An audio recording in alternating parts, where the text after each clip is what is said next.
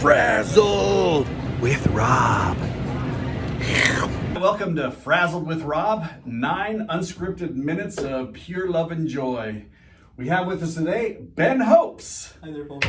From Cyprus. So everyone's from Cyprus, so that was really, not necessary for me to say. I'm going to bring someone in who's not from Cyprus, just so I can. You gotta kind of vary these things. Yeah, I'm very finicky nowadays. I'm going to get some celebrities, but you are a celebrity, the host of Pub Trivia. Yes. At Staff Professional Development. That is me. It gets crazy in there. Why do you get roped into the trivia? I mean, I've heard that there's a great love and passion on your end. Big nerd is the answer. All my life I've just loved like trivia stuff, like IMDb, the Internet Movie Database. Yep. First thing I always go to is always the trivia section, and I go and read through it. And then I'm that annoying guy who like interrupts the movie. And oh, the dude who played Aragorn broke his toe at this part. Did you know? Wait, so you're the guy who speaks during the movie? Well, I pause it because I don't want to I don't want to. Not in the theater. Yeah, not at the. Oh, not at the theater. That's a sin. Yeah, you don't want to be that guy. You don't want to be that person. That's the person you give dirty looks to. I don't want to be that person. So Ben, you're over on the Brockbank campus. I am the best campus. The best campus. Yes. That's what the B in BB stands for. You were the first in my time here. You were the first intern teacher that Cyprus has had. I didn't even know I was the first. That's cool. I mean, I'm a trailblazer. Meaning that you actually came and you were paid like half pay or something from the university. It's great.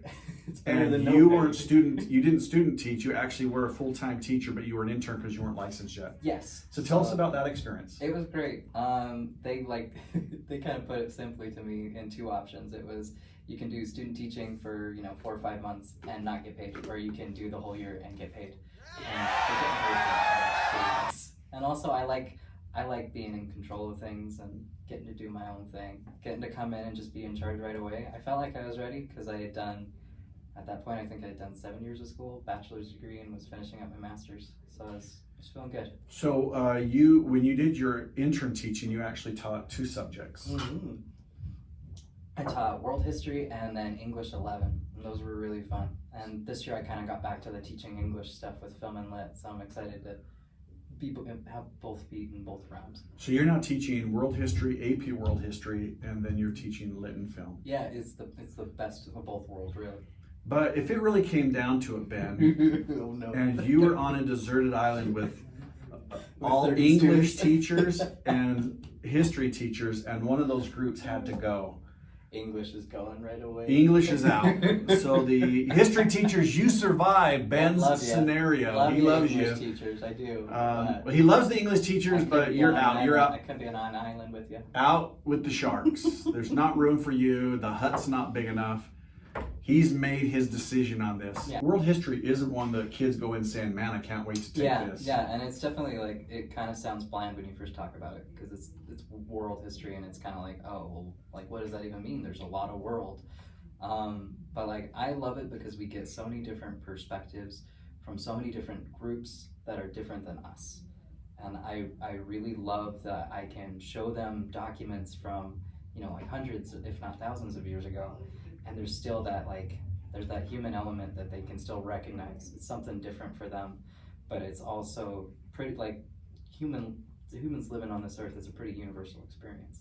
And so it's cool for them to be able to see these different perspectives and then still also recognize things that are important to them. What's your favorite time period to teach? I really love Egypt because it's fun to describe how they did the mummy stuff. They get grossed out when you talk about them pulling the brains out their nose. I like getting to talk about kind of the colonial era in regards to specifically talking about pirates. It's not just because we're the pirates. But that helps. It does help. Queen Elizabeth, she made piracy legal. She just said it's we're not pirates. We're just going and taking things for us. It's fine. So I like getting to talk about that. World War I and World War II are always fun. I think World War I doesn't get as much attention as World War II does. So I like to kind of talk about that one a little bit more because it's a huge kind of nothing like good old trench warfare to Yeah, we show trench foot. The kids don't like that one either. Yeah, that's nothing like that to make your day exciting, right? Especially right before lunch. Yeah. It just works out just absolutely good. Yeah. So if anyone here has trench foot, Ben is not making fun of you. I mean, it's a serious condition, and you should get help. Yes. And so But please probably don't. like clean your feet every now and then. It would help. Keep So them dry. clean your feet, see your foot doctor, and wear some of the what's the guy that does the inserts in the shoes? What's that? Dr. Schultz. And see Dr. Scholl See Dr. first. Scholl See specifically. Dr. Scholl. He Ask can. for him by name. And my understanding is like this is my first podcast experience, right? Loving sitting down with staff members and just having real conversations, nothing scripted, no questions are planned. You have a background doing podcasts. Yeah, so I've been trying to write my own for like a year now, but it takes a lot. It's a lot of work. Like you don't realize how much it is until you start it. Well, clearly, if you watch me, it's not. But with what you're doing, well, you're such a natural. What you're doing, see, I don't have is- the natural yeah, talent like no, you well, do. what kind of podcast are you So looking that at? the one that I was making, it's mainly kind of like film education stuff, and kind of teaching people that we're very trained by our media to assume to just know what images mean. And so like the one I always talk about is in Knives Out. There's the scene where he's flipping the coin, and he flips the coin up, and it has a shot of the coin, and then it goes backwards in time in the narrative. And like we've been trained by a lot of like our movies, like not purposely trained, but subconsciously trained to see that spinning thing and to associate it with kind of like going backwards or forward in time. And so that's a way that the filmmaker can indicate that the narrative's going backwards without having to say, 2 weeks previous. So I like looking at stuff like that and trying to get people to realize like what they're watching and to know what to look for that's good or not good. The thing I'm working on now is talking about how Westerns from the 1940s inspire samurai movies in Japan in the 1950s, which then inspired the Italian Westerns that were made in the 1960s.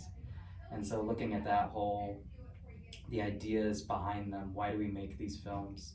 They're a huge part of our heritage, like they're trying to prove something, they're trying to show something about their own individual histories. And then they play with those ideas and then also play with the cinematic forms that are being created in each different genre.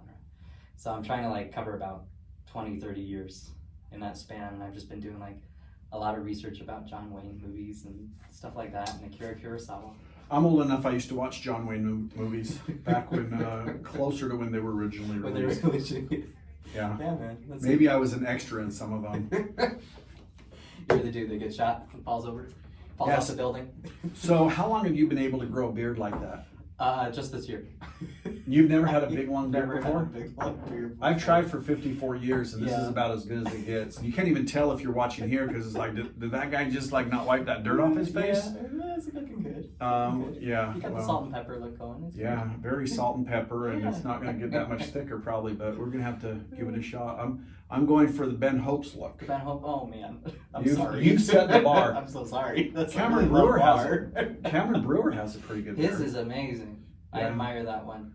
Who else has beards that you hear at school? Robert has a good beard every now and then. Yeah, he doesn't have one right He now doesn't though. I have don't one right think. now. It's more restrained. Yeah. I figure I'm just gonna let it grow till Christmas, and then it'll be a good Christmas gift. You knew who Take had our a good cards. beard? Who? My mom. No, I'm just kidding. Hey, I love my mom. That's it wrong. It looks like with that good news, we're out of time, Ben. And thanks for joining us on Frazzled. Thank you. And see you, Cypress.